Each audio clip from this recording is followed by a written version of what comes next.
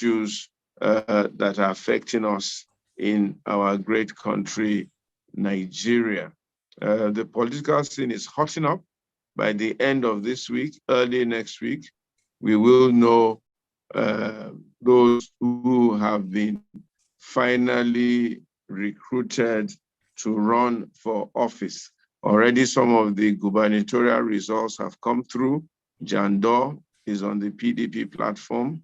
We're waiting to see who will be on the APC platform, although that is almost a given. There are a few senatorial seats that have come up from PDP and so on and so forth.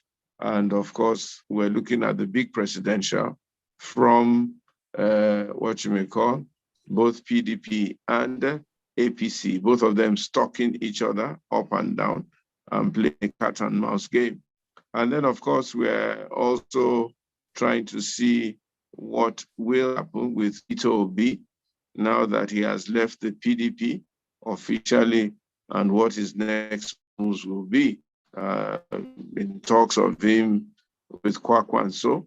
For me, Peter Obi, President, Kwakwanso, Vice President, looks like a credible third force or credible opposition, and so on and so forth. But we'll see.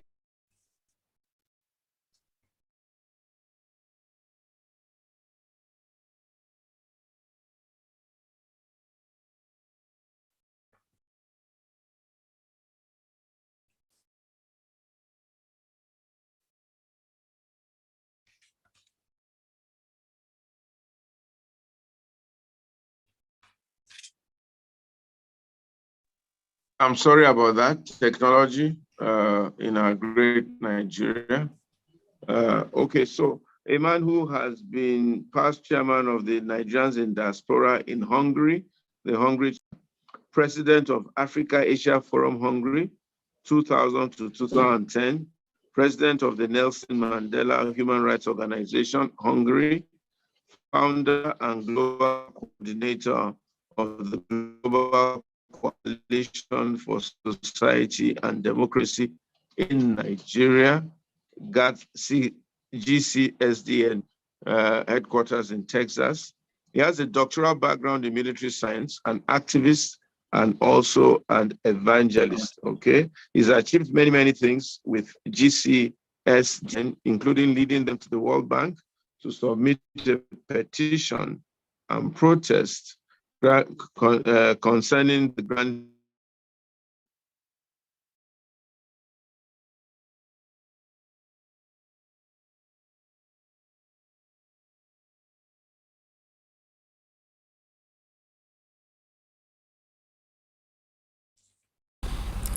Pastor Sonny, can you please continue reading the profile while we wait for Pastor to sort out his technology?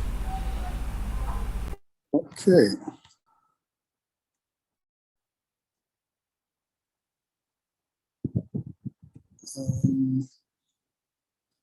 Let me see that profile again.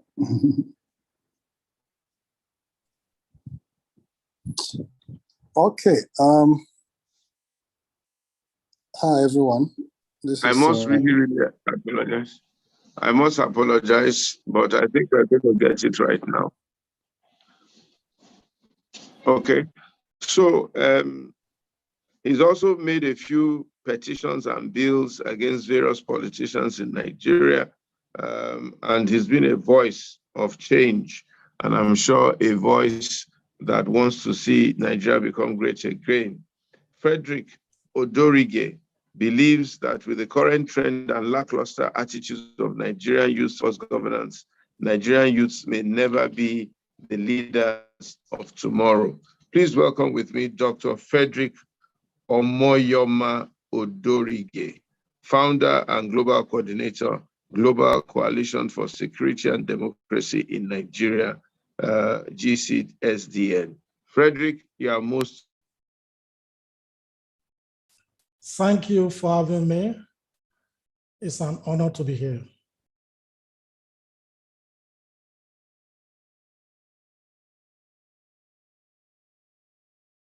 To the African Leadership Group Nigerian Leadership Series. Can you please tell us a little bit more, Frederick, about the Global Coalition for Security and Democracy in Nigeria. Thank you. Yeah, thank you. The Global Coalition for Security and Democracy in Nigeria tentatively started its operation in 2017, and we officially registered in 2020, January, in Texas, US of A. Currently, we have 40 chapters in 40 countries and in 20 Nigerian states. Our idea is to build a citizen-owned government. Nigeria is being run today as if we escorted some persons to Nigeria. It's not supposed to be like that. Our job is to make sure that our rights are protected to the fullest, and we also organize various humanitarian activities in Nigeria, because we're also aware that the government may not be able to do everything. We may not be able to help all, but we could help some. So these are what we are doing: protection of human rights, organization of cultural programs, organization of educational program. And if you look at my background, you will see the logo of Rescue Me app. This is an app which we have just designed for Nigerians in case a lady is about to be raped, somebody is about to be kidnapped, or somebody is about to be robbed.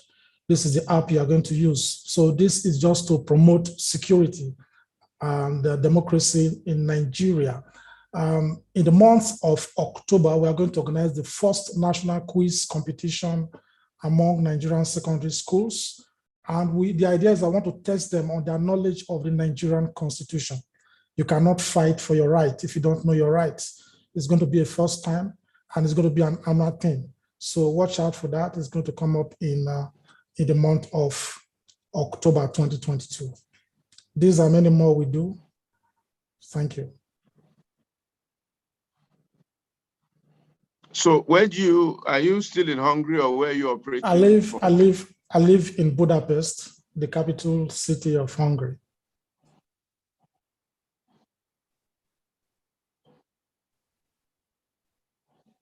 Okay. What took you to Hungary in the first place, if I may ask? Many times Nigerians want to travel. For every 5 Africans you see in any part of the world, one is a Nigerian. So in search of greener pastures, some years ago I left. But when I came here, I furthered my education. I did a master's and entered the PhD program here. So since then I've been here. And that is 25 years ago. 25 years ago, and I'm sure you married a Hungarian. No, my wife is Nigerian. We met when I was at the University of Benin. We're in the same department. So we live here together, and we have 2 daughters. Oh, congratulations. And you all speak Hungarian now? We try. We try. So you are from Edo State, I take it, or which state are you from? Remotely, I'm from Edo State because my wife is from Edo State, but I am originally from Delta State. So you can call me a Bendelite. Okay. If you wish. Yeah. All right. Bendelite. Great Bendel. Great Yes. Bendel. Great Bendel. Yeah, they're good people. But there's something you said that I find very fascinating. You said it's as though we escorted some people to Nigeria. Can you expatiate a bit more on that, and what exactly do you mean by that? If you see the way Nigerian youths are going about politics today, it is as if they escorted some people to Nigeria. They are the ones that will carry pump action guns for Nigerian politicians. They are the ones that will snatch the ballot boxes. They are the ones that will do the multiple double printing, thumb printing. And at the end of the day, in their presence, those that have held on to power before, or those that were in office before, are now putting their children. So we have family dynasty in Nigerian politics, while Nigerian youths are just watching. Recently, told you the son of the former governor of Ekiti State won the primary elections, is going to the House of Reps. Sule Lamido has taken over Jigawa State, is going as a senator. His son is going as a governor. His daughter is going as a member of the House of Reps. Marilyn Okowa, the daughter of the governor of Delta State, my state, is going for the House of to the House of Assembly. He won the primaries. Blessing Onu has been in the House of Reps, the son of David Mark, 8 years as Senate president. You have people like Olumide Oshoba, the son of the former governor of Ogun State, Segun Oshoba.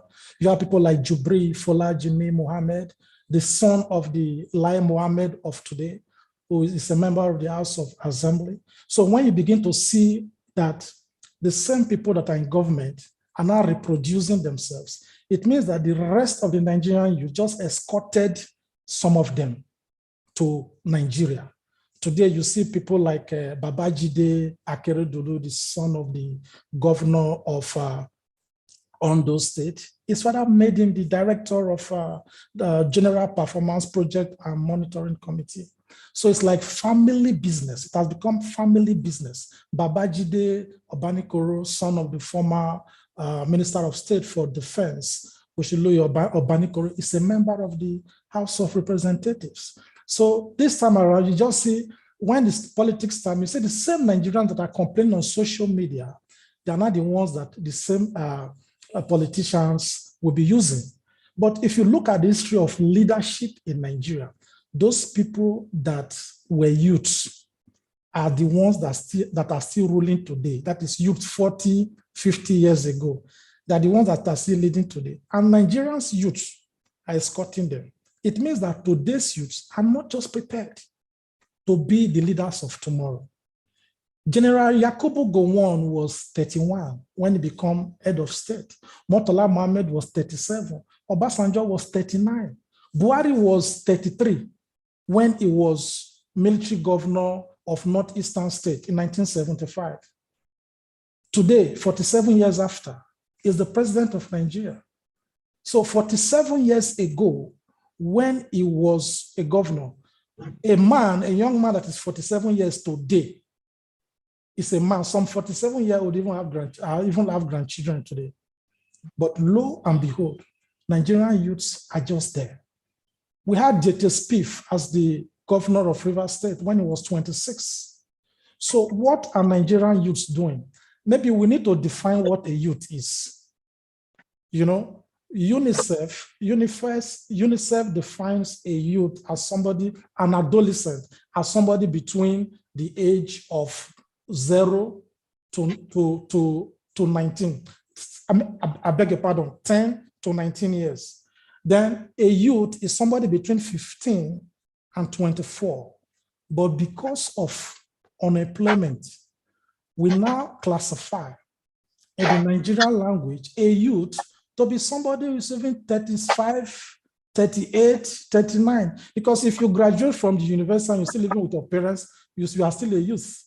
So because of unemployment, we now have a different definition of who a youth is in Nigeria today. So when you look at all of these issues, you start to wonder, where are Nigerian youths going?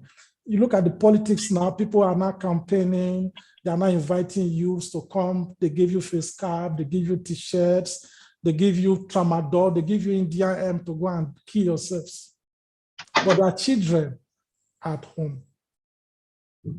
So that is the point. When you hear that Nigerian youth at home, because NANS has refused to do something practical against the continuing protest or strike actions by ASU, you start to wonder, because those that are in government, that Nigerian youth are supporting to be in government, their children are schooling abroad. So you can just say that it's like Nigeria, you just escorted them to Nigeria. So when you look at how the election has been going and how the strikes have been going, it's two bad things happening to Nigerian youth at the same time. 56% of eligible voters in Nigeria are youths. 44% are others. But when you look at the system now, Nigerian youths now find it even difficult to go and collect their voters card, because they have conditioned themselves to the hardship and to the system. They just say, now so we see more. Now what we go do now? They forget that the power is in their hands. And most of them, they even go to church, they read the Bible. The Bible said, let no one despise you for your youth. 1 Timothy chapter 4, verse 12. Let no one despise you, but the youth are despising themselves. You know, so when all of these things starts to happen, you begin to wonder what is happening. But when it comes to the politics of other countries, you will not hear Nigerian, you say, They are just, you know, when they talk about Bobby Wine of Uganda, Nigerian, you say, hey, we say, oh, the youth of Uganda, they are doing it. But right there at home, they are just there.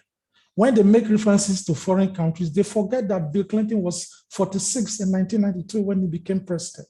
They forget that Barack Obama was 47 in 2008 when he became president. So when you see all of these things happening, it becomes very painful. People like us, we are no longer youths. So what we're doing now is for our children not to inherit what we inherited because our parents did not fight enough. I tell you, it will be very unfair for each and any one of us to bequeath today's horrible and terrible Nigeria onto our innocent children. To be very unfair. So I've heard you, my dear brother. So what do we do, or what should the youth do to ensure that they don't bequeath, in your own words, today's horrible Nigeria? And maybe you need to also explain to us why you say Nigeria is horrible. Okay. You know, in practical terms, no theory now. 30 persons kidnapped last week while General Muhammadu Buhari was traveling on his way to UAE to pay condolence visit to the demise of the president. Kidnapped Nigerians are still in the kidnappers' den after their train was bombed. Right, they are still there. And the train is planning to walk again. 60 persons slaughtered in Borno State some days ago.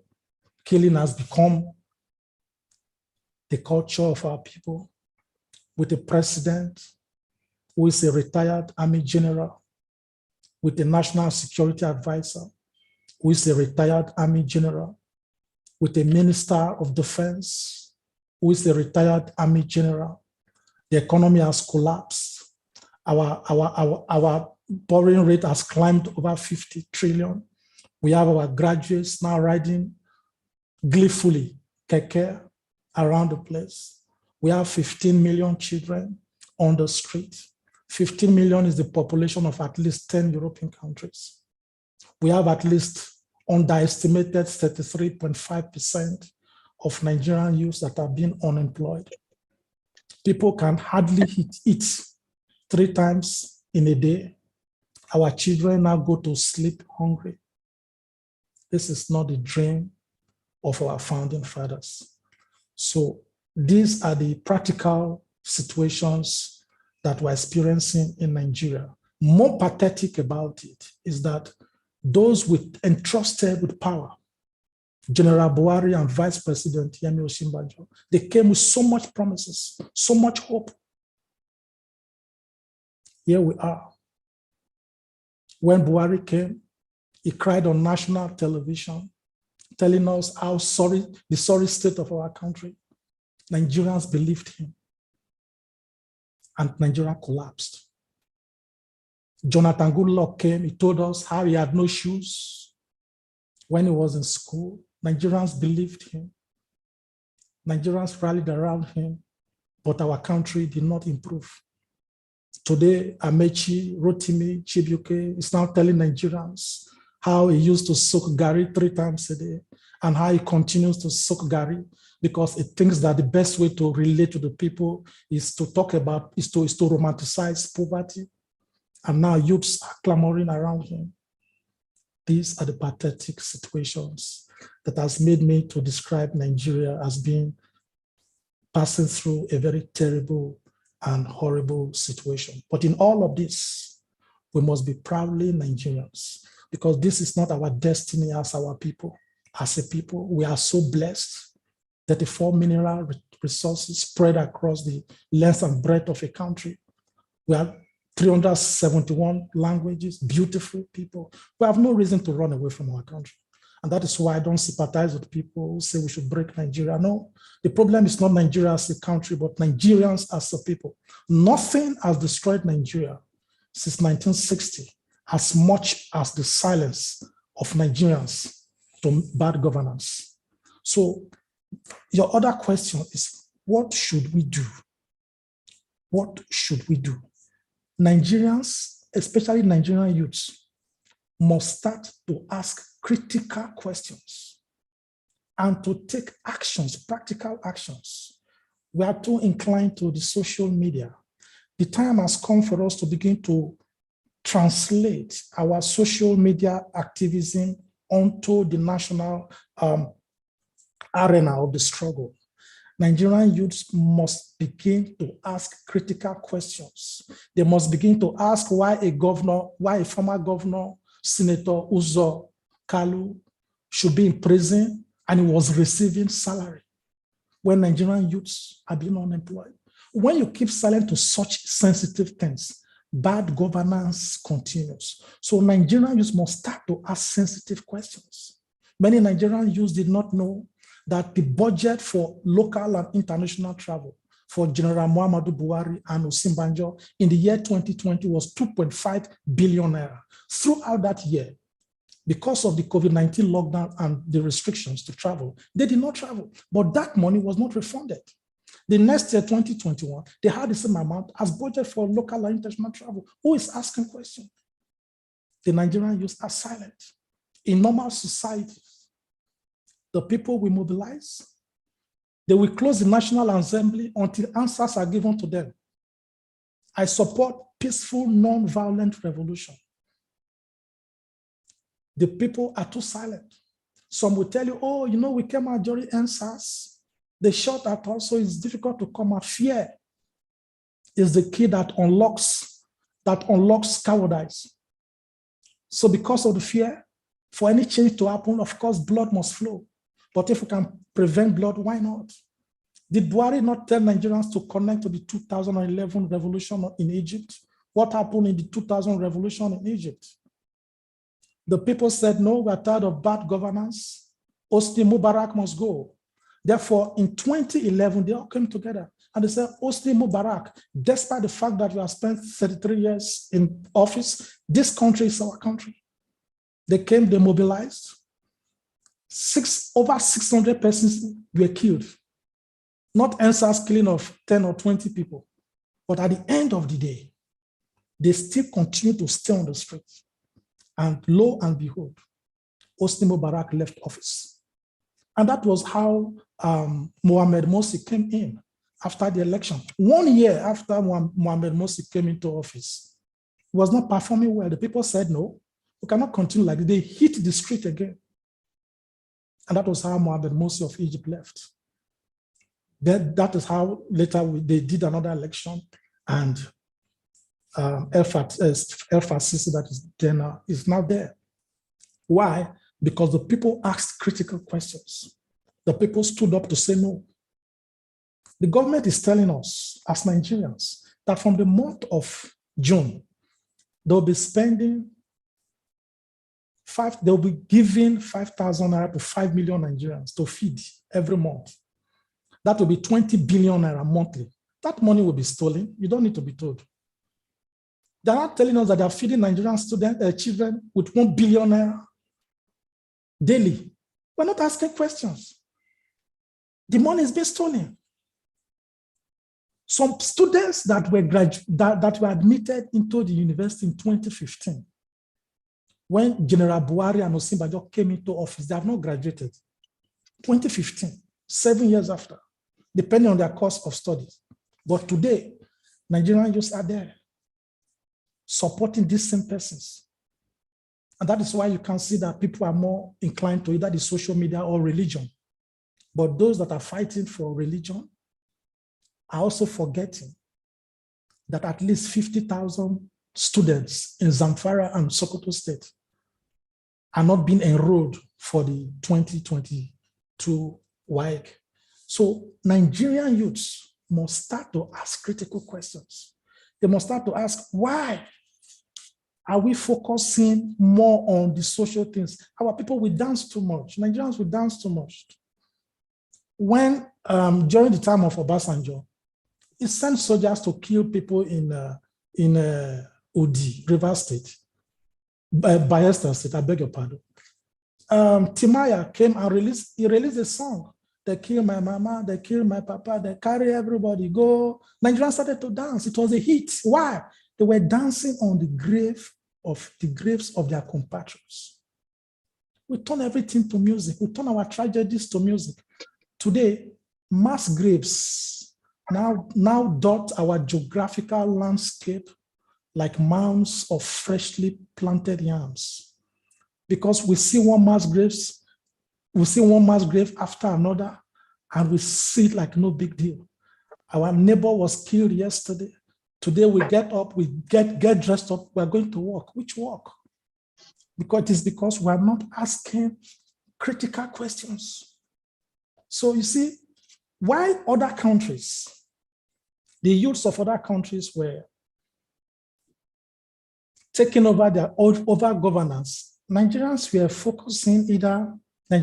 focusing either on social events, music, football.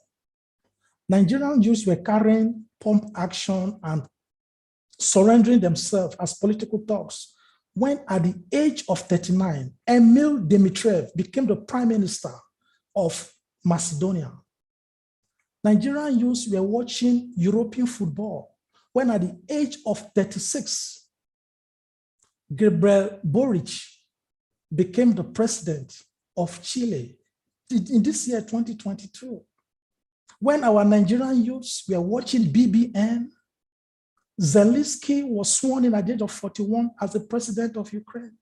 But when the war started in Ukraine, Nigerian youths volunteered themselves that they were going to fight in Ukraine. They're going to fight in the war of Ukraine. Didn't you see Sambisa Forest there? Why did you go and fight in Sambisa Forest? The minister of Georgia became the prime minister of Georgia became prime minister at the age of 38, when Nigerian youths were busy searching for the sex video of Ituah Savage. That is their focus. So Nigerian youths must begin to check their conscience, because this is not, Nigeria does not belong to some persons. Because somebody has been in government, his son, daughter must be in government.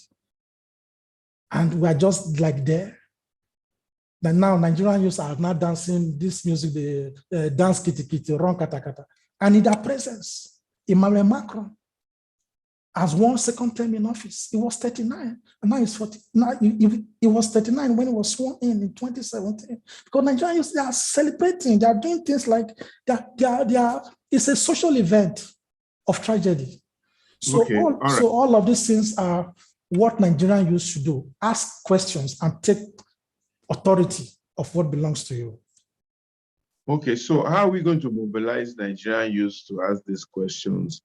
Who is going to build the cart? Who is going to lead them? How do we galvanize a leadership for Nigerian youth? Or what do you think? Because otherwise, it's almost as if they're not concerned to a large extent. What do you think can happen? When NSAS started, there was no leader. In 1999, I was in my second year at the University of Benin. Then there was no mobile phone. But the protest against Babangida started from Uniben without mobile phones. And before you know, you could say Jack Robinson, the whole Nigeria has been enveloped in that protest. SAP, I'm talking about the SAP, what became known as the SAP riot of 1989 when Babangida was president. We did not need anybody to mobilize us. We were just vexed by the moment, by the economic crisis that was going on in the country. Now, I said that we had no leader, or they had no leader, because I was not part of the protest, but we were supporting from abroad. We protested here, of course. Now, because there was no leader, how did it happen? It was a spontaneous reaction. It was that same spontaneous reaction that made me to refer to 1989. What is happening in Nigeria today is enough to spoil anybody. Nothing gets Nigerians annoyed anymore. And that is why you see that since 2016, no foreign president has sent condolence visit or message to General Buhari, because they now feel that killing is our culture. We are used to it. How come you mourn somebody on Monday? On Tuesday, the person dies, you forgot the person that was killed on Monday. On Wednesday, another person died, you forgot the ones that you mourned on Monday or Tuesday. So it is like now a culture. So back to your question, what do we do?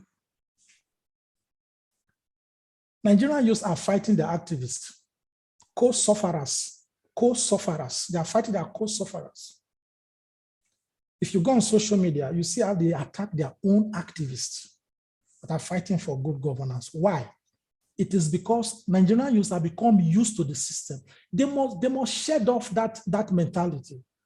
I tell you, Pastor Ituah, something tells me, it's not written in the Bible, but something tells me that on that night when God told the Israelites that they should leave Egypt, something tells me that not all of them left, because they were used to life in Gashon. They were used to making brick without straw. That is why when Moses said, you have to leave this night, you have to even borrow gold from the Egyptians, many of them said, go to where? Where? This place where we are enjoying life, Yanfu. It is the same thing with Nigeria today. Some people have become so conditioned to the hardship that if you talk about breaking loose, it's alien to them. But I tell you, every chain can be broken. There's no yoke that cannot be broken. What can be the point of mobilization? That's a critical question. The point of mobilization should be Nigerian youth saying, one, I will not vote for somebody because he gave me money. First thing, take the money, vote your conscience. Because when you're hungry, let's be truthful here, when you're hungry, it's difficult to resist money. So that is why you see the government, they weaponize poverty so that they can easily do whatever they want to do. So the first thing is to tell yourself that I will take their money, but I must vote my conscience. Because if somebody gives you 5,000 naira to vote and the person will be there for 4 years, 1 year is 365 days. 4 years is 1,460 days. Somebody gives you 5,000 naira. 5,000 divided by 1,460 is less than 4 naira. Pure water, what we call pure water in Nigeria, sells for 10, 20 naira. It means that you are telling the politician that your life is worth less than half sachet of pure water. Therefore, you must know that you have surrendered yourself. You don't have value anymore. But you must take your money, take their money, but vote your conscience, because what they are circulating is what they stole from you in the first place.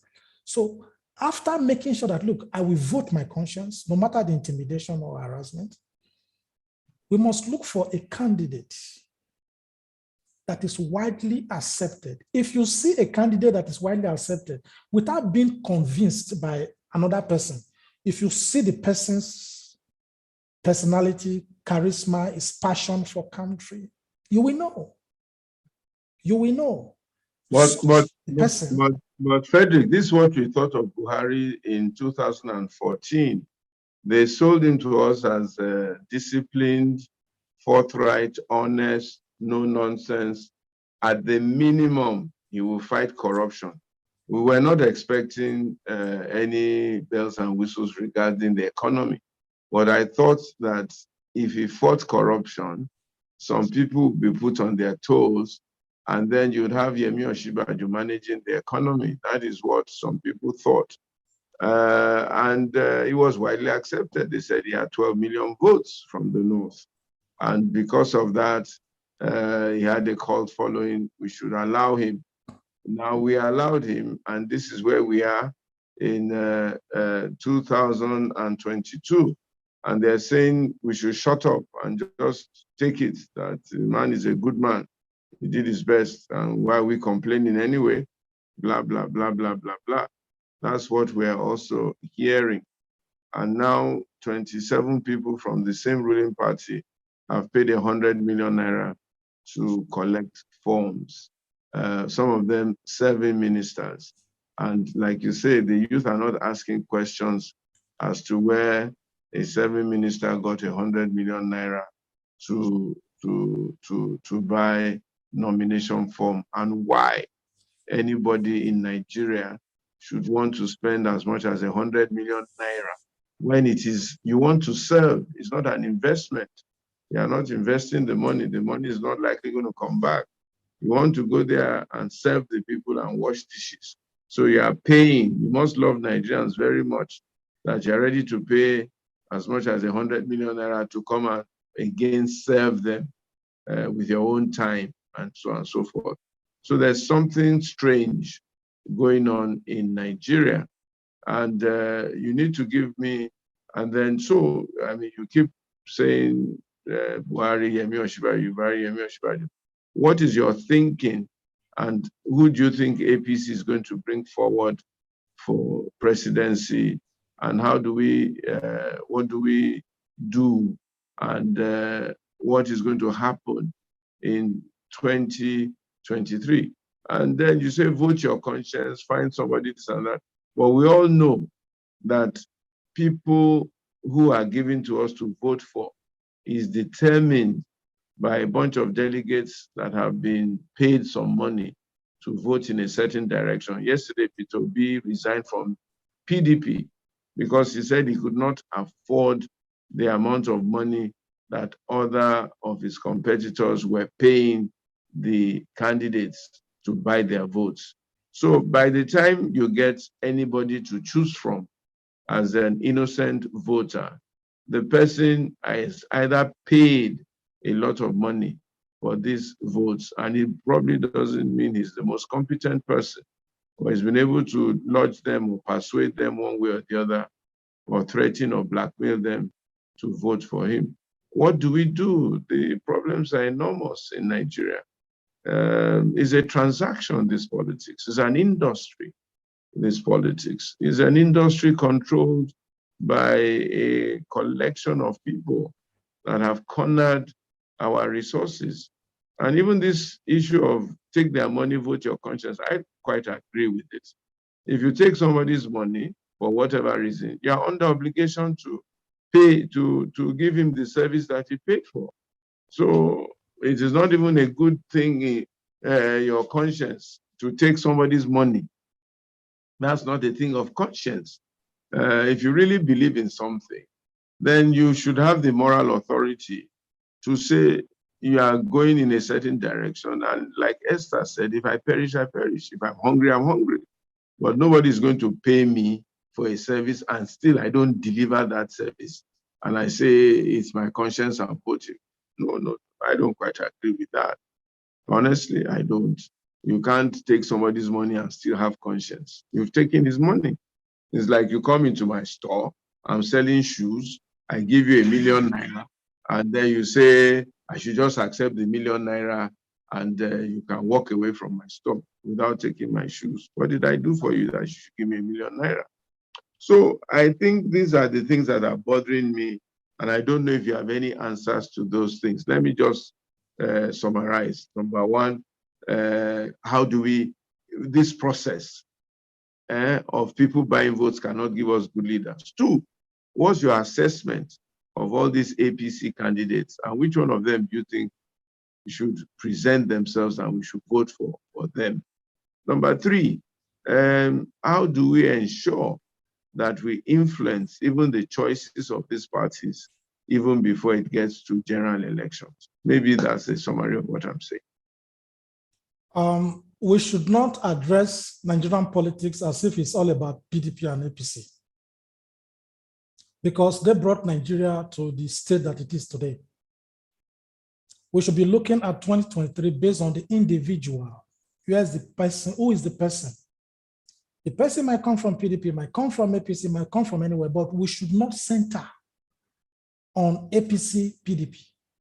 If you have very good candidates coming from outside those parties, better. Nigeria should even look for people that are coming out from such parties, because every political party is based on the ideology of the party. But APC, PDP, or PDP, APC, they have no ideology. It's just about money and corruption. So we should look at the individuals, the candidates, where they are coming from. By voting your conscience, you should be prepared to lose an election because you voted your conscience, than to follow the crowd and vote for a so-called PDP, APC, non-performing and will not be performing presidential candidate just because you want to follow the crowd. So that is about conscience. Now, talking about how we can really mobilize the people. You know, like you said, after collecting money, you don't have conscience anymore. The money that they are sharing is the people's money that they stole, that they are reinvesting into contesting the election. And that is why I say, let's be very objective. Not everybody can resist that kind of money when they are hungry. Those that can resist, don't take. During the Anambra State election, we saw the woman who said, no, we're not going to sell our votes. And the woman's video went viral. She refused to sell her conscience. I don't see that woman as a rich person, but her conscience did not even allow her. So some people have conscience even when they're hungry, they still have conscience. So in both ways, Nigerians have to decide. Because if you are alone in the polling booth, when you are printing, you'll be alone. Nobody's watching you. If you feel that you are comfortable collecting that money, collect it. But when you are alone, the 5,000 is not in your thumb. It's in your pocket. So you vote your conscience through your thumb by voting the right candidate. Why do you think the Nigerian government does not want Nigerians in diaspora to vote? Which is a shame. Because they know that they cannot come and give a Frederick Omoyoma 5,000 naira to vote, to cast his vote. It will be difficult to go to influence Nigerians living abroad with your 10,000 naira, so for me to vote for you. So that is why they make sure that we don't vote in the diaspora, because that might change the old system, the old results. So if you look, then another thing that we must do, some people say our votes don't count, I won't go and vote. That narrative is being sold by politicians. They want to make you feel that your votes don't count. If your votes don't count, why do they travel around the old 36 states and Abuja to campaign? Why do they buy your votes, even on election day? Why do they buy vehicles and design billboards, give you face cap and all that? Why do they spend so much money on campaign rallies, inviting artists and all that? Because they know that your vote counts. Of course, there is rigging, but you cannot rig an election where the people participate massively. In 2019, 82.3 million Nigerians registered to vote. On the day of the presidential election, before the cancellation of invalid votes, vote that were cast in 2019 election was 28.6 million. Out of 82.3 million persons that registered. So the big question is, where were the 53.7 million people that refused to vote? They stayed at home. They were the real people that gave us the Buhari of today, because they refused to vote. Now, you said that they sold Buhari to us, we accepted him, we thought that he was coming with a change, but he was lying. And some other persons, he was lying. He cried on national TV. We thought that we looked at him from his Diaspora days when his health was still good. But today he has lived in the UK for more than almost climbing to 300 days in search of medical treatment. After he also lied in his manifesto that he would not travel abroad for medical treatment. But another selling factor for Buhari was that he was coming with Professor Yemi Osinbajo, a pastor, professor of law. So we thought that he was going to perform. Lo and behold, we saw Prof hawking 10,000 naira, trader money to hoodwink voters in the market. At the end of the day, could not even account for it. As chairman of the National Economic Council, Nigeria collapsed in their very before. When they came in, how much was dollar? 150 to 150 naira to $1. Today, a dollar is selling for 600 naira. The same people that lied to us said, so they came with lies. You know, so the same Osinbajo has told us that it's going to solidify what Buhari has done. Done what? Look at all the years of the killing and all that. How many times did we see Osinbajo going to pay condolence visits apart from when the daughter of the Afenifere leader was killed? He became a minister of condolence visits at a point in time. But look at all the killing going on. He does not talk. It was just recently that Deborah was killed. Just because of politics, he started to speak. He became silent. These are the people we thought that were going to change the country. We did not know that they were the reeds shaken by the wind. It's quite pathetic. But like you said, they sold them to us. But now we don't want people that will be sold to us. We should look out for people that, when we say our mumu don't do, sometimes I think that he never do, because some people are even renewing their mumu now. They are renewing it. You know, it is time for us to look at the candidates. You mentioned Peter Obi. Now, why I don't want to mention names of candidates for obvious reasons. The reason is that because of my position as the global coordinator of my organization, the GCSDN, we don't support any candidates. But this year, end of this year, 2022, December, after all the primaries, after all the hula baloo, after all these celebrations, our organization will organize a global election. We did it in 2019. Somebody won it. We supported the person. The person lost. That is history.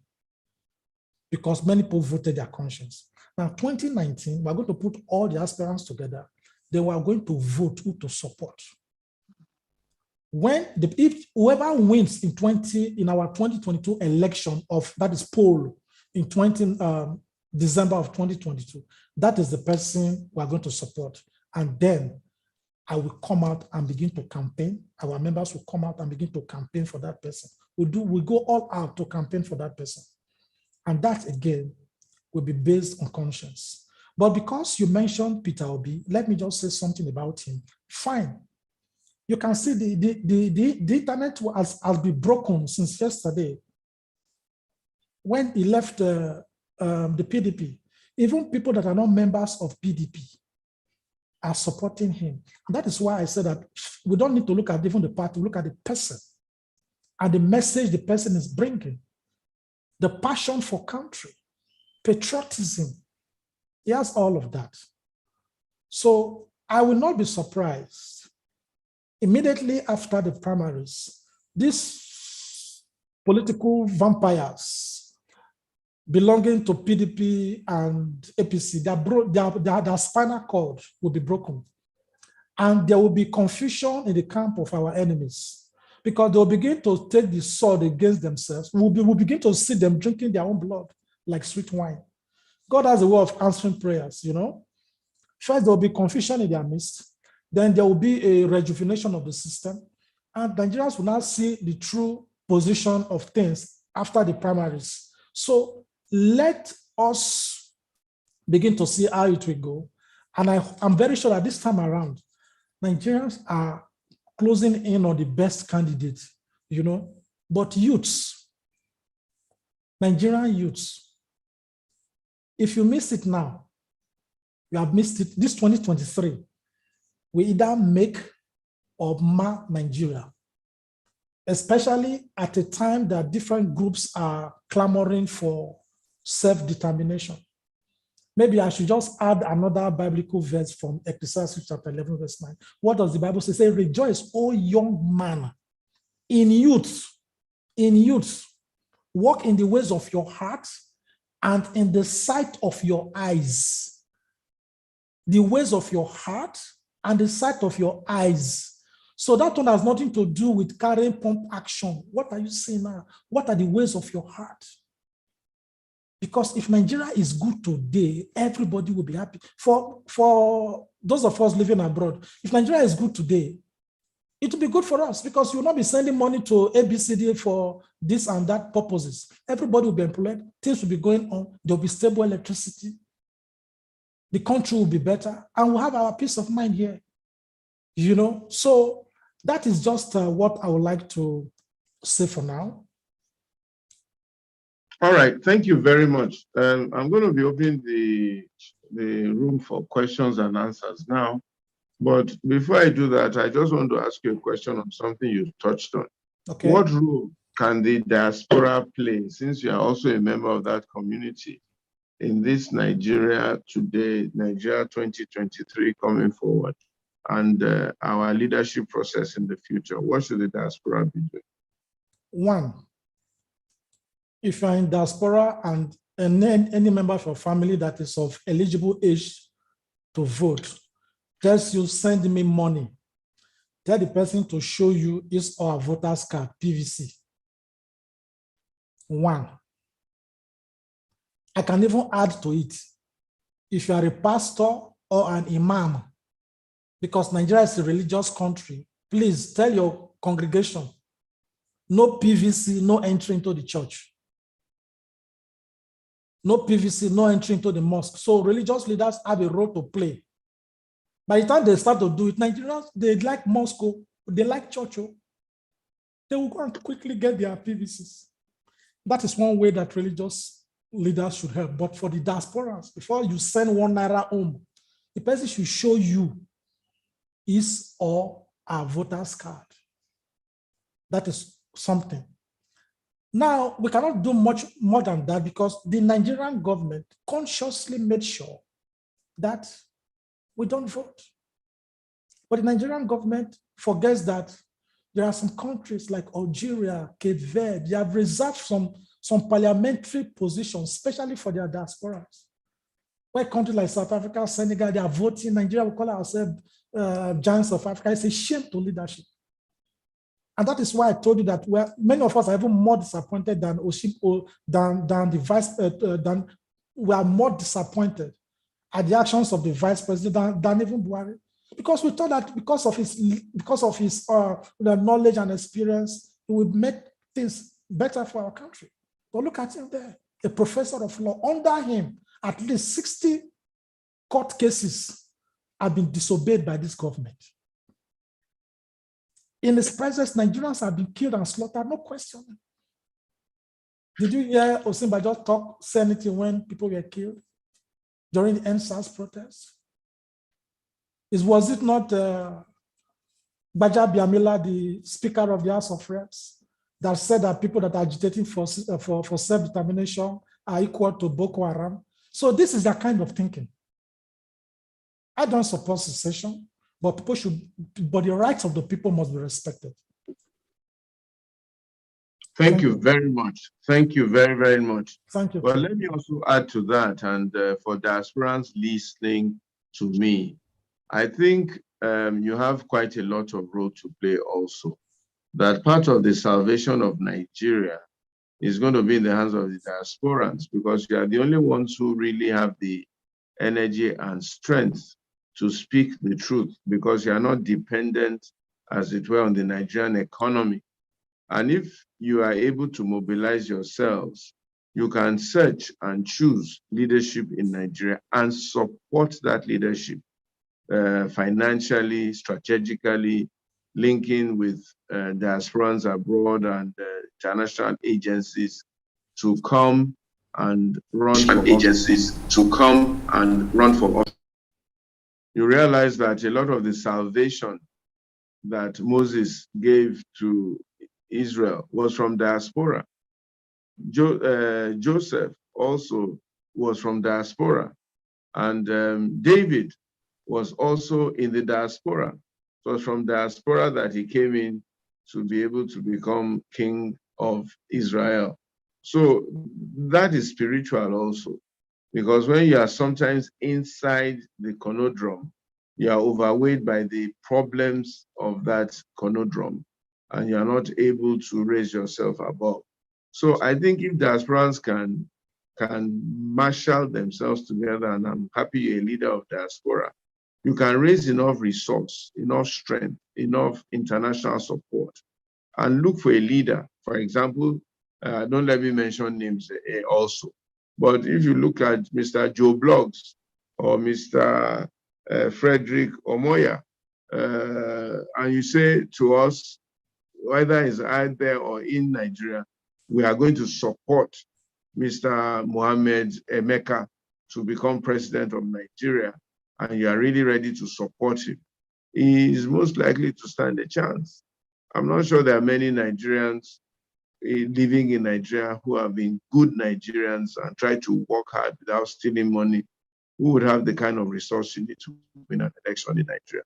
It's just food for thought, and you all can think about it and see what you can. Yeah, let me just chip in a word there. There are many Nigerians in diaspora that are going home now to contest election. For example, there is Kenneth Bandi, who was chairman emeritus of Nigerians in diaspora in Europe, is contesting for the post of a senator in Delta North. He's a tested leader, and people should be able to vote for somebody like that. I know that Omoyeni is coming from the US, House of Reps. But the problem with Nigeria, they'll say, it just come now. It's not the ground. It's not on ground. It's not on ground. So this is not on ground. In 2019, we told them, Buhari may not, 2019, Buhari will not take us anywhere. They say, this battle is between Atiku and Buhari. The others, you diasporans, you are just making noise. You are not on ground. They that were on ground ended up giving us the Buhari of today. So Nigerians, I think if diasporans are strategic and they can link up with the so-called few people on ground, and we have enough resource, we can take Nigeria. That's what I really think. We can. Don't let anybody frighten anybody by saying you're not on ground. You can, if you are not on ground, you get on ground and you start doing the work that needs to be done on ground. You just need to give yourself a bit of time to familiarize yourself with the terrain. But we need action. We need to, one of the challenges of Nigeria, let me tell you my own opinion, is that a lot of us are too selfish and too self-centered. We say a lot of things, but when it is now time to do something or make a bit of a sacrifice, you find that people will be backing out. No, I'm doing contract with government. No, let me just rest in my house. Or no, my children still need me. No, this and that and the other. And we just are thinking more of ourselves. Even plus the people in PDP-APC and the people outside PDP-APC, 95% of them running for office are running for themselves, not to serve Nigeria. Some of them are just posturing, attracting attention. They know they can never win any election, but they must put their names on the ballot so that when things are being shared or when things, they will remember, that one too ran. Let us pay him off. Let us call him. Let us negotiate with him, maybe as a small band of following. So it's all an industry. It's all an industry. It's all money making. It's all selfishness. You have people, the so-called delegates, their own is just they're waiting for the highest bidder. Now they're making money. This is their time to make profit. Even the people voting, so they're waiting. Give me 1,000 naira, let me make my 1,000 naira, let me go away. So the real seriousness of choosing a leader, we don't have it. And it's going to require a lot of movement, sacrifice, information, reorientation, a lot of money to reorientate the Nigerian people, a lot of money to do an honest campaign, a lot of money to go around Nigeria talking to people and getting them to think differently before we can pull this nation out of the doldrums. But anyway, Prince Abiola Mayegun has a question. Stephen Ipalibo Lawson has a question or a comment. And Elder Tunde Apelogun has a question or a comment. Please ask your questions very quickly, and I'll ask my co-anchor, Sonny, to take over from here and run the question and answer session. So please, the three people who have raised their hands, Prince Abiola Mayegun, please unmute yourself, ask your question. Stephen Ipalibo Lawson, after Prince Abiola, ask your own question. Please keep it to 30 seconds, very straight to the answer. We don't need any courtesies of any sort. Everybody is happy with you. You don't need to thank anybody. Just ask your question. Elder Tunde Apelogun, you take your question after that. Okay. Thank you so very much, Pastor Ituah. Thank you. But you said there should be no pleasantries. So I wanted to say, but I want to thank you so very much for all you're doing. So my question is because Mr. Frederick Omoyoma has said everything about how to redeem, to do the needful about Nigeria. What I want to say basically, sir, can you take it upon yourself to help people who are in the diaspora to move this movement that the diasporans should be given the chance to, since we are a bigger country, we contribute a lot to that economy. You see, in the fiscal year, we send to Nigeria like $20 billion. That is quite big. So, sir, because you're doing this to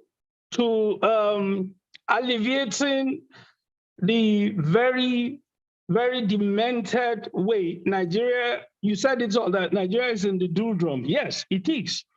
But we can see from what Mr. Odorige said, he said that in Algeria and in Cape Verde, they are given the chance, the diasporians are given the chance to cast their vote.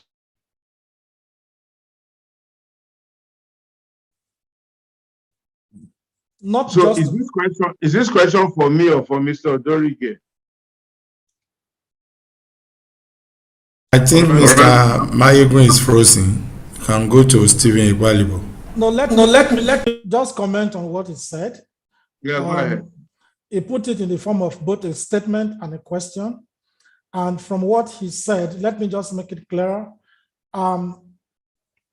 Cape Verde and Algeria and some other countries, not just giving the opportunity to vote, but special seats are reserved for them in the parliament. That is, those seats, nobody living in the country will contest that position with their diasporas. That is the difference there. Now, he has just said that Nigeria should empower diasporans to vote. But the situation now is that they have rejected the bill. They have rejected the bill that could have allowed us to vote. You understand? So it is a conscious attempt to weaken the diasporans from participating in the politics of their country. And it's quite pathetic. So there's nothing we can do about that, other than to tell our people back home to vote rightly. He that plays the piper dictates the tune. Tell your people, collect their voters' cards and make sure that you tell them even how to vote, if possible. Thank you. I think if we can get some kind of electronic method of getting the aspirants to vote, it will work. I think one of the fears also is that you can use that as a point to rig here and there, but we can look at that very quickly. But we need to choose leadership in Nigeria that will work. And one thing he said is very good, that the aspirants send in about $40 billion US dollars into the Nigerian economy. If diasporans can take 10% or 20% of that money, 4 billion US dollars, and put into an election fund of some sort that some of us can help to create or manage, it will be enough to change the face of leadership and politics in Nigeria by a well-meaning group that ALG can try and sponsor and push forward. And it is something you all should think about it, diasporans on the platform. You can help change Nigeria. And then we can also change this law of diasporans voting or not voting. It's just a law that a far-thinking president and a well-meaning Nigerian can easily put in place, make sure that the checks and balances are there, and people can vote. And in fact, this idea of retaining seats for diasporans is also important because their view from wherever they've been, the knowledge they've gained there, the things they have seen. It's like you now, Dr. Frederick, you have your views, you've seen the world. You know what's going on in Hungary. You know somebody knows what's going on in Singapore. Somebody knows what's going on in Malaysia. They can bring those things to play in our economy in Nigeria and help to build a bigger country. A lot of diasporans build the medical economy of India. They turn that economy around. And you see, Nigerians don't know what we have, and it's unfortunate that we don't have far-thinking leadership.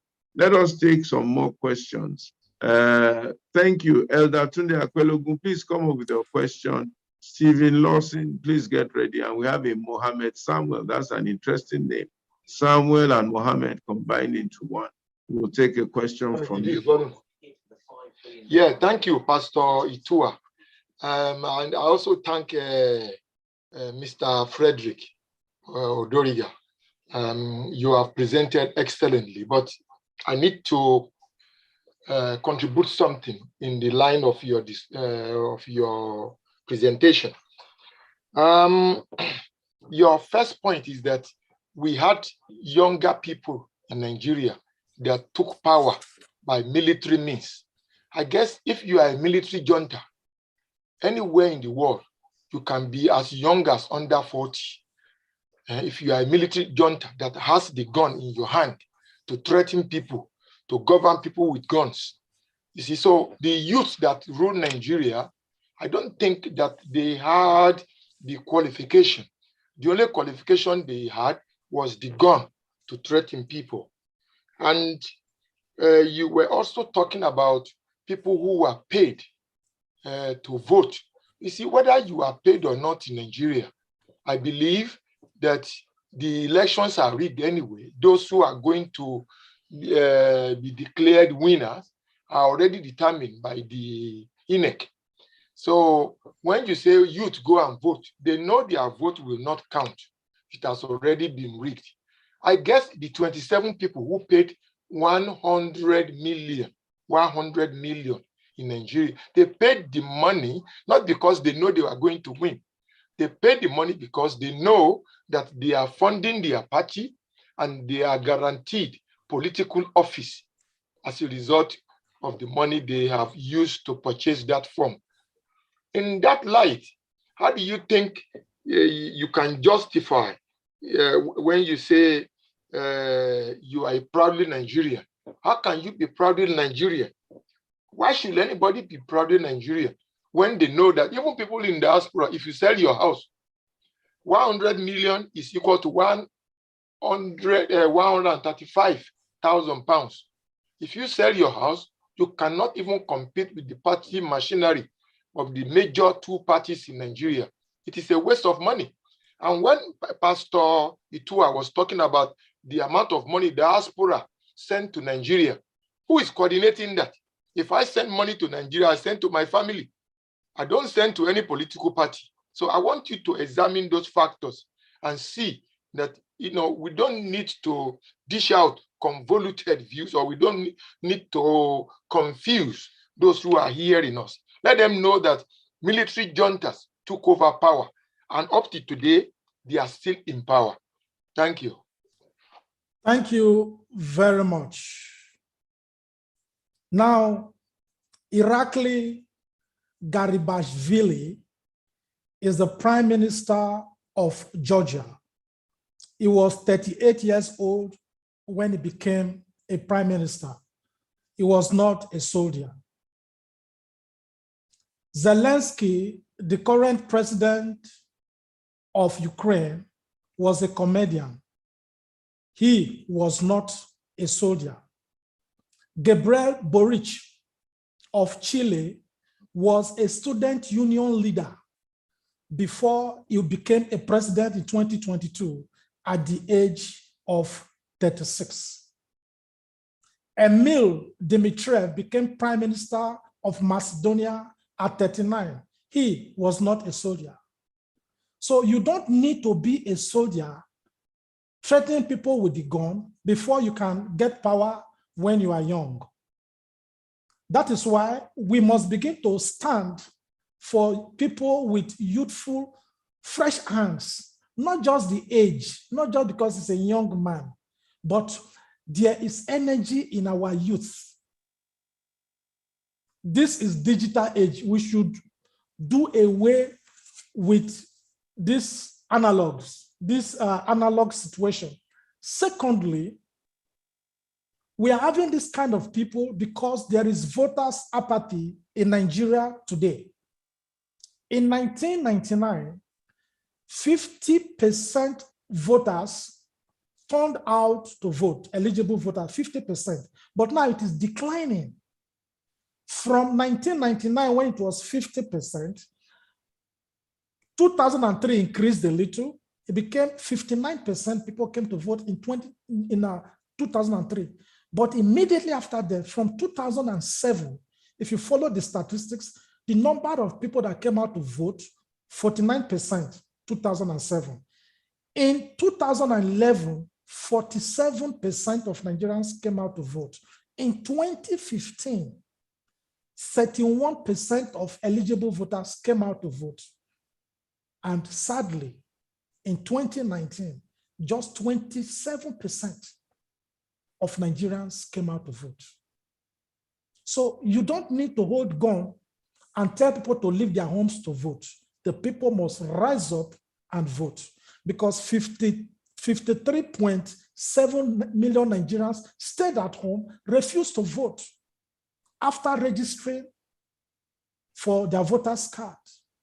And that was why I began by saying that 82.3 million people registered in 2019. But on election day, presidential election day, just 28.6 million people came out. So what were the 53.7 million people doing at home?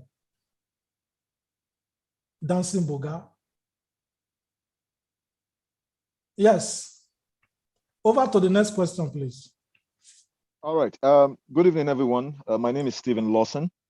I want to thank you for the opportunity and taking a cue from Pastor Ituah. It's important for us to note the fact that the average Nigerian, or we as a people, are very selfish and self-centered. And I think we need to address that issue, because when you are trying to raise a voice for people to come together to pursue a vision, a lot of people will tell you that they have their own concerns. And I'm very sure that is exactly what Fela sang about in his music, when he says that I know one die, I'll ever eat, I'll ever born, and all that. And I think we need to be able to address the psychology of that particular issue. Now, secondly, Doctor, we can't blame Professor Yemi Osinbajo, because Professor Yemi has a boss, and the boss is in the person of the president. When Yemi was in charge of the economy as the acting president, we saw the kind of gradient that actually was registered.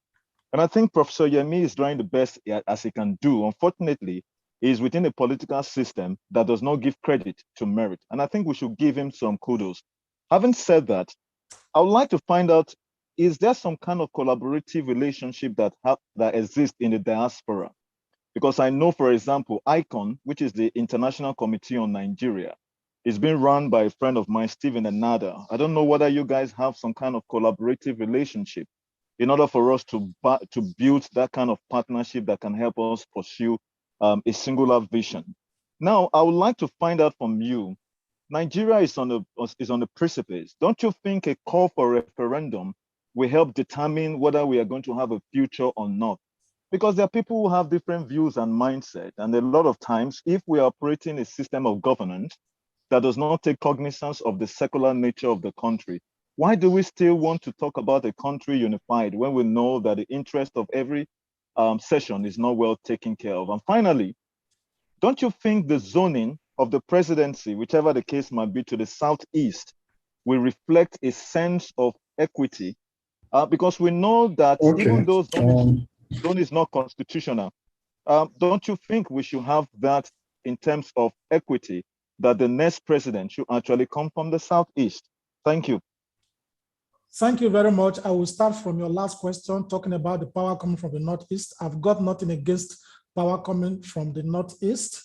I will also appreciate if people in the Northeast encourage each other to make sure that they project one candidate, because in 2003, 7 people from the Northeast contested with Odumegu Ojukwu for presidency, and they scattered their votes. So if they can project one person from the East, their chances will be high. They should also tell those people that are killing in the name of unknown gunmen to stop it, so that there will be peace in the region, and so that they could be able to speak with one voice on a common platform. Talking about referendum is not in the Nigerian constitution. So if there's going to be an issue concerning referendum, then there has to be an amendment for the constitution. Therefore, whoever wants a referendum should first mobilize their senators to move the motion on the floor of the House for referendum. Finally, you talked about how fantastically Yemi Osinbajo has performed. If you are working as a vice president and you know that the country is collapsing under you, the honorable thing to do is to resign. If he had resigned long before now, maybe he would have been the candidate to beat by now. But because the Bible says, except two agree, they can never work together. So he has agreed in spirit, body, and soul with Buhari. That is why they are working together to bring the anarchy that is swallowing our country. Thank you. Okay, can we have Mohammed Samuel, please?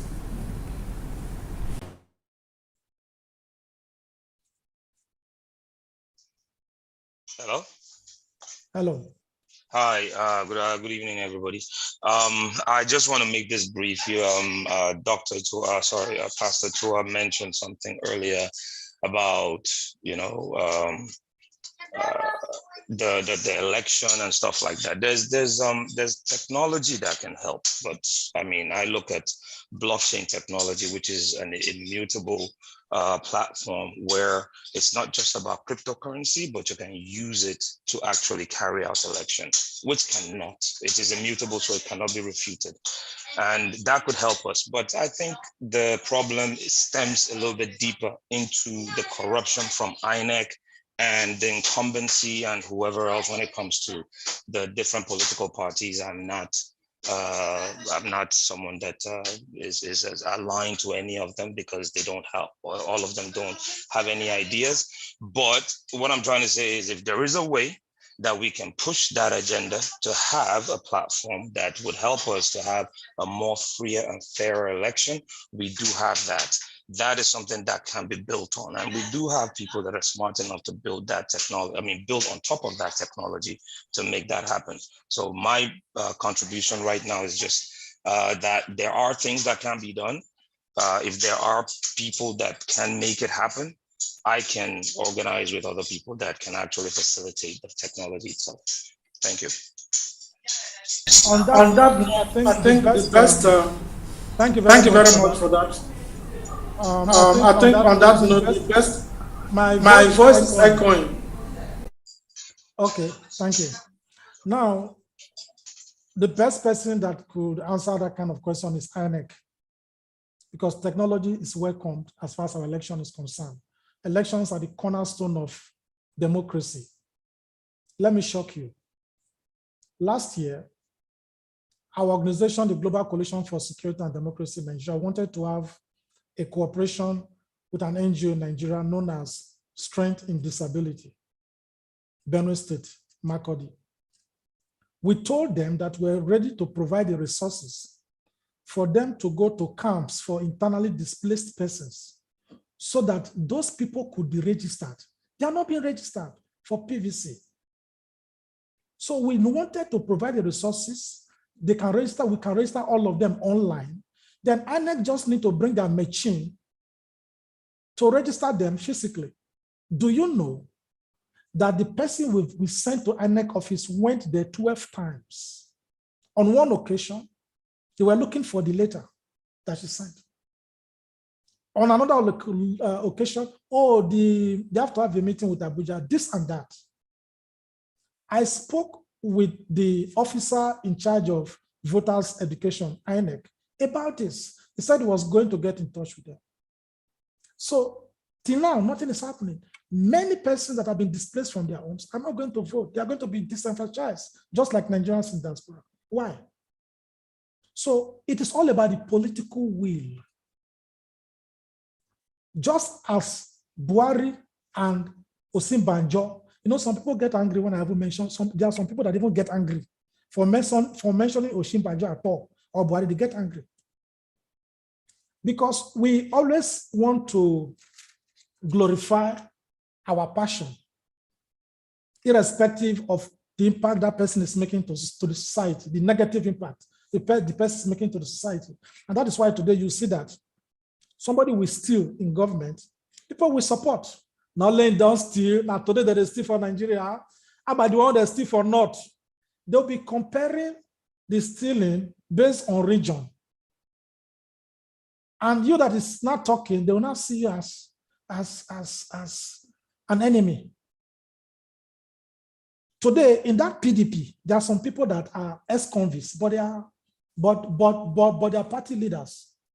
James Ibori, for example. There are some people that would even be angry that I mentioned his name, but that is the truth. He's the PDP leader of Delta State. And his daughter, Area Attacker, was in the House of Assembly twice because of the godfatheric nature of his father. Now, she has one primary ticket to go to the House of Reps. But the judge was an ex-convict. He's a leader, he's a member of the board of trustees of PDP. When Depre Alama Sega looted and was indicted in the UK, he dressed like a woman, escaped from the UK, came back to Nigeria. Jonathan Goodluck gave him presidential pardon, and he became the leader of PDP in Bayelsa State.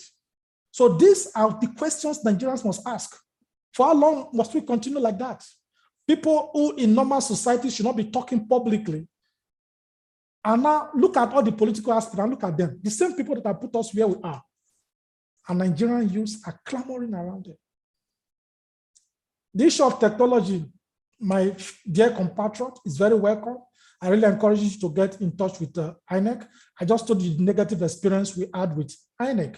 In Somaliland today, first in the world, African country, the first in the world where your iris, they use your iris, like your PVC. So from your iris, the system recognizes you and you can vote. But today, INEC will tell you that they are ready for election. On election day, they will tell you machine did not work. This did not work. They manipulate the machine not to work so that they can do it manually and give opportunity for rigging. So there's no patriotism. There's no political will to change. That is the problem. And that is why we need new hands. Thank you very much. Henrietta Oli.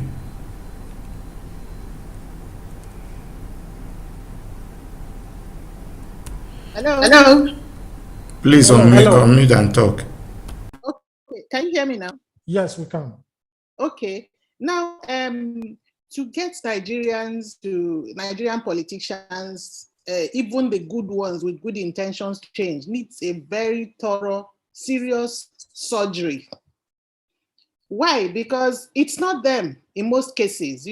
I listened to somebody speak. I can't remember who it was in a forum, and he said that in most cases it's not the person on the seat that is corrupt. It is the group around him, all the people who helped him to get into power.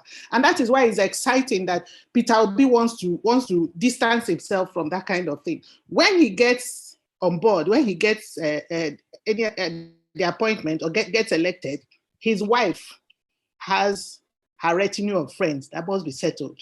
His constituency has its own candidates that must be settled. His barber, his cook, whether he likes it or not, they all have to be settled. So it's complicated. It will take some years for Nigeria to get out of that. The godfatherism is so deep-seated in our society that it will take the grace of God and determination by everybody. Like you said, like the presenter said, poverty has been weaponized. And now they are dealing with education. People lack information. They lack the confidence to speak out. They lack the information that will help them speak out. So by the time the people get elected, both good and bad, they are surrounded with people that they must settle. And that is why in any little gathering I find myself, I tell people, run away from PDP, run away from APC. Whoever is there, don't listen to the person. Because these people are full of corrupt people. No matter how hard you try, once you get in there, your hands get soiled because you must play along to survive. Nigeria's problem will take many years to resolve. Prayers will help. We'll all keep praying, but we need somebody that will come and change our mindset. I'm not a fan of Peter Obi. He doesn't know me. I don't know him. I don't know anybody that knows him. But I think we might want to look in his direction. Since he wants to go there and walk, let's allow him. I think we should allow him. He's going to be detribalized.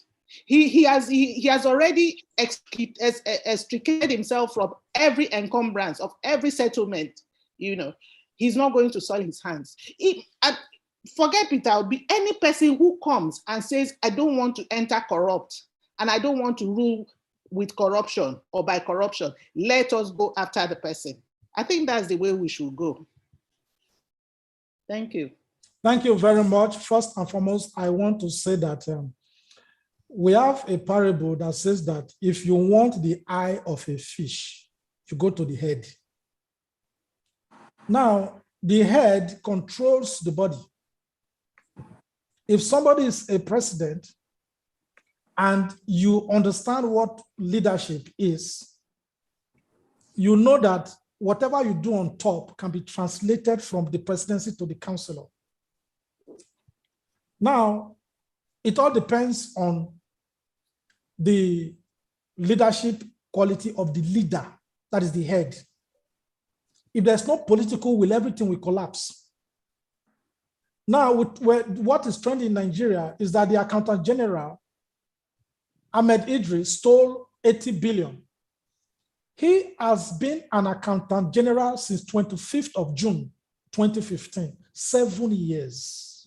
The question is, what was General Buhari and Yemi Osinbajo doing when one person was stealing that money year in, year out? Before him, the Accountant General stole 2.5 billion naira and it was removed by Buhari. Now Buhari now brought somebody else that now stole more than times 30 of what that person stole. What before that person, another one who was the Accountant General stole and just refunded 6.3 billion recently, 3 accountants. But the interesting thing is that 3 of them are from 3 tribes. From 3 different tribes. The same tribe that are agitating for the disintegration of Nigeria. So the question is, what is the head doing? That is the important issue. Now, it may also interest you that when Peter Obi was governor, most of his members of House of Assembly were members of PDP when he was member of APGA. But because he understood the nitty-gritty of leadership, he was able to achieve what he did. That is to answer your question that the people surrounding you may have different intentions. But I'm saying here that he had people with different political leaning around him, but he was able to achieve what he achieved. And today he's boasting, rightly, how much he left in the coffers of the state. Thank you. Mr. Anthony Ukwebo, please unmute and ask your question. Yes, hello everybody. Hello. My question is, let me say something first for the question briefly. Hello, can you hear me? Hello, yeah, we can hear you. Very good, thank you. So quickly, I'm really baffled. A lot of our people don't understand that Nigeria is rigged. So we talk about voting and all that. I appreciate all that, but the country is rigged. You need to listen a whole lot more to people like Ayo Adebanjo, Professor Oluwaseunka, Edwin Clark, and read more about the history of Nigeria to understand the foundation is screwed up. You know, in a way, it's like Nigeria is like that 21-story building that collapsed in Ikoyi. Femi Oshobono, the guy who was a fraud, in terms of all it was with the building, he had all the naira, dollar, euro, pounds, and everything else, but it was a fraudulent construction. And at the 24th floor, construction, it's very hard to find what happened. There's like spiritual. It's like the building was waiting for him because he was a fraud. Every fraud must expire sometime, just like the Soviet Union. Now, Nigeria is a fraud. It's a big deal when people say it's a fraud, because if you look at the structure, it favors the North disproportionately. Where whatever you're doing, you talk about going to National Assembly, you can't get anything done in National Assembly as of today, unless the North agrees. And they will never agree. So they're looking at you saying it's democracy. No, we don't have democracy as it is. So what I'm saying is this: we from the South, we need to unite more. We're too materialistic. Not everybody. We're too materialistic. So I'm asking you this question. What do you say about Nigeria trying to make sure the country is restructured so that every individual civilization can do the best they can and contribute a token to the center? We are different civilizations. Deborah Emmanuel was killed by people who have opposite civilization. So what do we do to unite ourselves? We're not united as we should be in the South. We're not. And they're laughing at us. To unite with all these degrees we have, unite, have your identity, and save your civilization. So what do we do about that in terms of Thank you. the way Nigeria is? That's what I'm saying. You have just said that we are not cooperating. And previously, I said that until we begin to speak with one voice on a common platform, how do we unite when Southwest want to do Dua? How do we unite when Southeast is talking about Biafra? How do we unite when others are talking about Niger Delta country? 17 Southern governors came together. They put aside their tribes, their religion, and their party affiliation, and they banned open grazing. They spoke with one voice, and they are supervising it to the later. Why can the 17 Southern states not come together to speak with one voice? It will be difficult because people have different political expectations and agitations. So that is the point. So we, the people, are the problem with Nigeria, not Nigeria as a system. In the North, for example, the Northerners have produced the highest number of presidents, but today, according to the World Bank, at least 84% of Nigeria's poorest live in the North. Today, the North is the least secured. Today, many schools in the North are not open. Zamfara State and Sokoto State are not enrolling about 50,000 students for WAEC 2020. Today, the North has the highest number of camps for internally displaced persons. Why are Northerners not worried? Because it is not tied to religion. If there must be a religion, a revolution in Nigeria, it must start from the North, I tell you. Because when those people want to protest, they don't use internet like we do. They go all out to protest.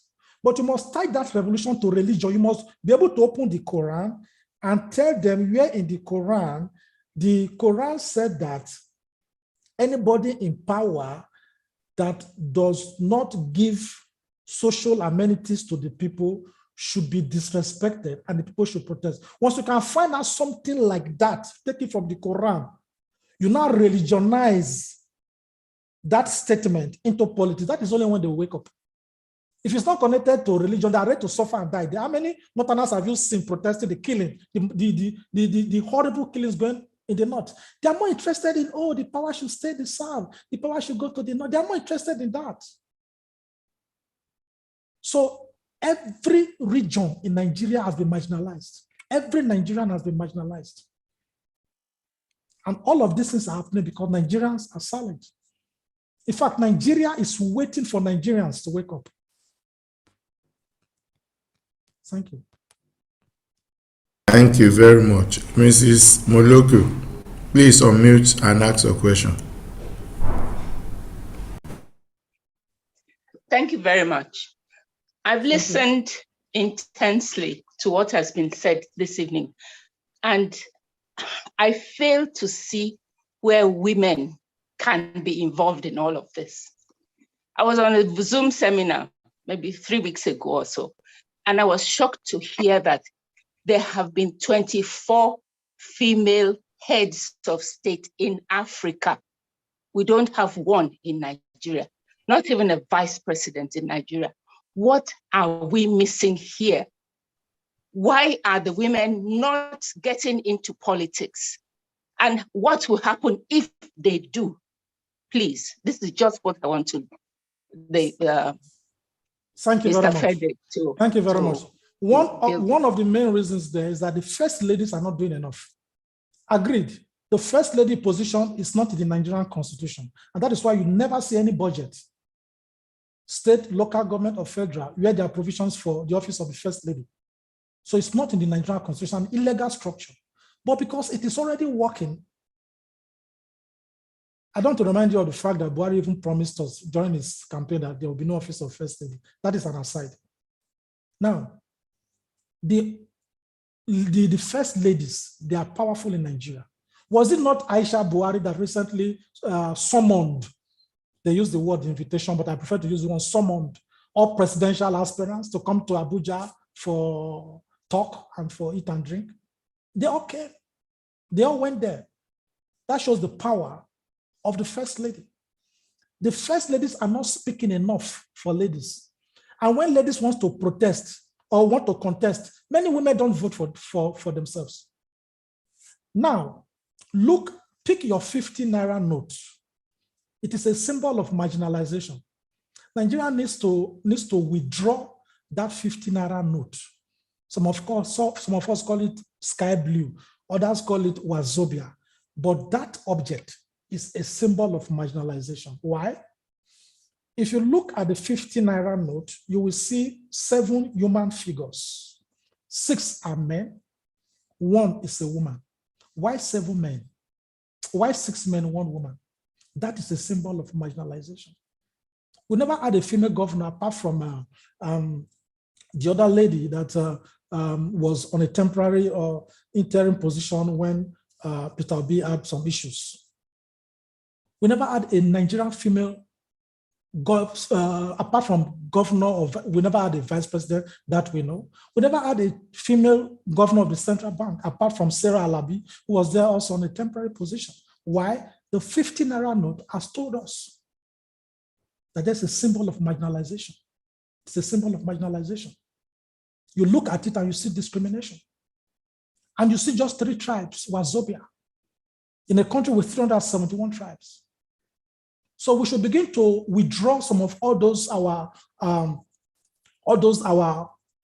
things that we use in Nigeria that magnifies our differences.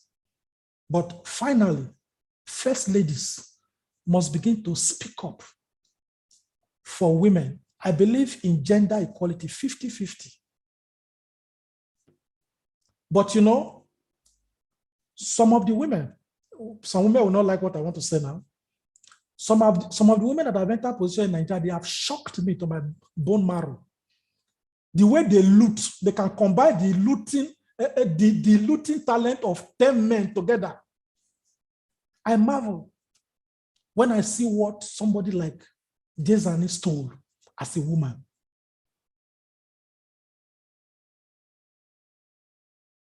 The former chairperson of Security Exchange, what she stole, I start to wonder, are these mothers? But you know, corruption seems to be like a culture in Nigeria. So it's not about the woman, it's not about the man, it's about the person. But once we have a no-nonsense leader, we cannot stop corruption in Nigeria except we have the law that says if you are corrupt, you are guilty, life imprisonment or death sentence. Some people don't like death sentence. If you don't like death sentence, China carries out death sentence. Why do we borrow from China? Why do we borrow money from China? If we borrow money from China, then we can call it blood money because they kill their corrupt ones. Thank you. Okay, thank you very much, Frederick. My name is Sonny. Okay, I co-host this program with Pastor Ituah. At the moment, he's not around. I think we have spoken far and deep enough, and you have elicited a lot on your views and what you hold there. We also want to appreciate all those that have asked questions. I don't see any more questions, any more hands raised up on the platform. But you know, as we round up, I just want you to sort of like summarize for us, because the topic for today was that the youth will never be leaders of tomorrow. And Pastor was like asking you, so what is your own prescription? What are the step-by-step things we can do? So if you can just analyze for us, now this will be your closing part. What exactly should the youth be doing? Who will lead? So general statements will not help. Which group of people will lead? What should we do? 1, 2, 3, 4, how they can get involved and ensure that they didn't escort some people, in your own words, to Nigeria. Thank you. Thank you very much. So that it does not appear as if we're just talking about talking. Yeah. I want to first and foremost thank you for having me here. I want to thank everybody that has joined in this program. And I also believe that Nigeria is in a very horrible state.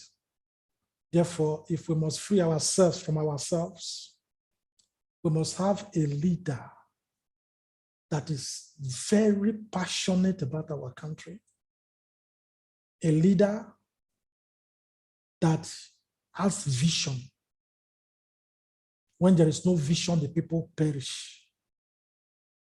And for that to happen, Nigerian youths, I am begging you for the sake of my children. Because I started by saying that it would be unfair for us to bequeath today's Nigeria onto our children. To be very unfair. They are innocent of what is happening today. Therefore, if we remain silent to the Nigeria of today, it means we have failed our children. Buhari and Osinbajo are borrowing money that our grandchildren may not even be able to pay, long after they have died. So what do we do to reverse the system? Do not choose a leader in 2023 if there will be an election. I emphasized if for obvious reasons, because of the security situation in our country. May God give us the strength to overcome. But if there will be an election, don't choose somebody as your leader. Don't vote because the person gave you 5,000 naira. If you cannot resist the temptation of not taking the money, take the money. But when you are alone in the polling booth, you'll be alone. Vote your conscience for the right person. It is better to vote your conscience and lose an election than to follow the crowd and get another Buhari and Osinbajo. Affliction must not arise a second time. When you want to vote, if the president did not make, the candidate did not make any statement to condemn the NSAS killing, don't vote for him. Such a person will not respect your human rights. Look at your candidates. Did this person speak against NSAS killing? Has this person been commenting about the killing and the economy, the economic stagnation of the country? Look at the person's antecedents, not the experience the person had in government. Because they always tell you, oh, this person has no experience, has not been in government. No, Those ones that had experience put us where we are now. Former senator, former president, from governor to senator, all their experiences put us where we are now. We don't need all that kind of experience. We need passion. We need patriotism. So look at their character, the kind of persons. If somebody is lying, you will know. If you say a passionate person, you will know. We should learn from our mistakes of being deceived by Buhari and Osinbajo when they were coming in all their promises. I was thinking that by now, oh my God. When these people came, we have so much hope. When the people surrender their country to you, we surrender the destinies of children to you, and you increase the number of children on the street to over 15 million. How we were deceived. We must not allow this to happen again. If we don't learn from what is happening in Nigeria today, and you vote anyhow, you will see anyhow. What we have experienced in the past 7 years should teach us lessons. How much more can I say? Some people will even tell me that, Frederick, since you have been talking about what has changed. And my answer to them is, since you have been listening, what have you done to what I've been talking about? So it is we, the people. Please, vote for the right persons. Don't vote for anybody that is more than 65 years. The pension age in Nigeria is 65. Why will you go and bring a pensioner to come and be your president? When the person's brain, when the older you become, the weaker your brain becomes. Why vote for somebody that cannot fight common terrorism? What is Boko Haram and all those people that a determined president cannot fight within 90 days? Within 90 days, a president that knows his onion should be able to finish them. Finish them to, how can you be carrying our soldiers to go and fight on the streets to attack Boko Haram? When we have 12 Tucano jets that can grind this people from the air. When you can buy one Predator B was that unmanned aerial jet that America used to neutralize Soleimani of Iraq in Iran. Unmanned, you just be sitting in your Abuja, eating your ripe plantain and granite, drinking your water, and you send the Predator B to go and grind wherever they are. What is Sambisa Forest that somebody cannot grind under 90 days? It is because there's no political will. Don't vote for anybody that does not have that political sagacity, that political will to fight terrorism. How can we be talking about the country that UAE have told us these are the terrorists, the sponsors of terrorism? Buhari keeps quiet and Nigerians are silent about that. And look at the panels that they are setting up. Anytime Buhari and Osinbajo want to sweep a matter under the carpet, they set up panel. NDDC money was missing, they set up panel. Till today, no result from the panel. EndSARS killing, they set up panel. Nothing happened. Ibrahim Magu stole. They set up panel for EFCC. They promoted him and retired him. No result from the panel. So we need leaders that can fight corruption, life imprisonment, even death sentence. That is the kind of person we need now. A no-nonsense leader. In all of this, may God's will be done for our country, Nigeria. Thank you all. All right. Thank you very, very much. You have spoken very well and passionately. I do hope that you will be joining us and to put hands together as we try to advance the cause of electing the right kind of leadership we need. And that is our principal mission, actually, in the African Leadership Group, where our desire is to get the populace behind making the choices that will turn out well for Nigeria. And you have spoken very well in that regard. We thank you very much for finding time to be with us this evening and sharing from your wealth of experience. Thank you very much, Frederick. Thank you very much. thank everybody that is on the platform today. Once again, it was a very rich and engaging session. We trust that you have all registered to vote. You have your PVC and you are keenly following the political events in Nigeria. We also ask you to go to our website, the African Leadership Group, register and become a part of what we are doing. You can also check out our YouTube page, subscribe. You will see past videos of very erudite speakers that we have had over the years. Next week, we'll be having another very interesting guest with another very insightful topic to speak about. So on behalf of Pastor Ituah Ighodalo, my name is Sonny Enebi. I thank you all for being on this program today. Have a very good evening. Bye-bye. Thank you. Bye-bye. Bye. Yeah.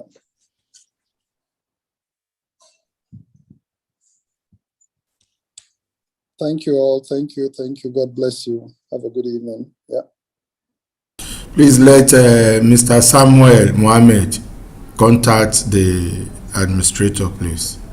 God bless you. Yeah. Yeah.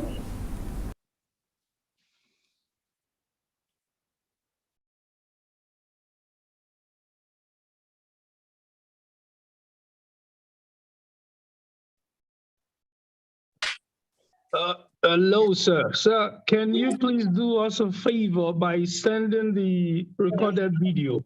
We're shouting at the police. Go in. Yeah, that'd be great. If you send your email address, I can send it to you. All right. I think that